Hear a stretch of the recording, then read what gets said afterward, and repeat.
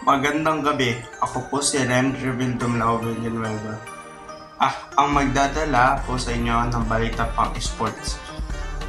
Makalipas ang 61 taon, muling naghari sa basketball sa Asian Games ang Pilipinas at nakagintong medalya, makaraang makabawi at talunin ng Tropang Gilas sa finals ng Jordan. 7 hanggang 6 lang laban sa Hangzhou, China ngayong Biyernes. Noong taong 1962 pa nang huling iuwi ng Philippine team ang gold medal sa men's basketball sa Asian Games. Naging maganda agad ang simula ng Tropang Gilas na tinapos ang first quarter sa score na 17 at 12 pabor sa Pilipinas.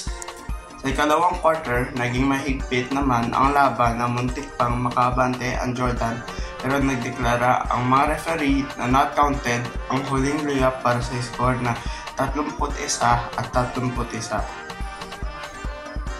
Pero simula ng third quarter, binasag ni Rondy Hollis Jefferson ng Jordan sa jumper shot ang pagkakatabla sa laban at makuha ang 2 puntos na kalamangan. Hindi naman nagpasindag ang Gilas na nagpakawala ng 3 press at talunin sa puntos na 20 at 10 ang Jordan.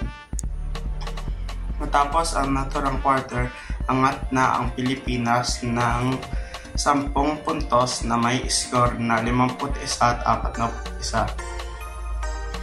Sa fourth quarter, si Jefferson pa rin ang kumana para sa panimula ng Jordan para tapyasan ang lamang ng Pilipinas. Gayunman, kagad itong nasasagot ng Gilas kabilang ang back-to-back basket nina Angie Kwame at Scottie Thompson para mapanatili ang 10 kalamangan ng may puntos na 60 at 50. Sa 55 punto, 4 na segundo na lang ang lalabi lamang pa rin ng siyam ang Gilas, 64 at 55. Hanggang sa may marka ang final score na 7 at 60, may git 4 na segundo sa laban. Tanging ang Jordan ang tumalo sa Gilas na sa elimination sa kanilang group stage sa score na 87 at 62. Huling nanalo ng gold medal ang national team sa Asian Games noong 1962 na China ang kanilang tinalo. Mula noong ang pinakamataas na pwesto na nakamit ng Pinoy Cagers sa Asian Games ay 4th place sa 2002 edition sa Busan, South Korea.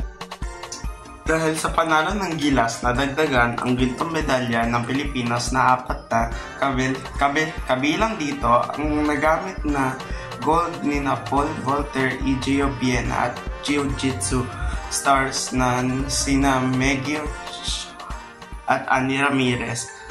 Salamat sa inyong pakikinig at magandang gabi sa inyong lahat.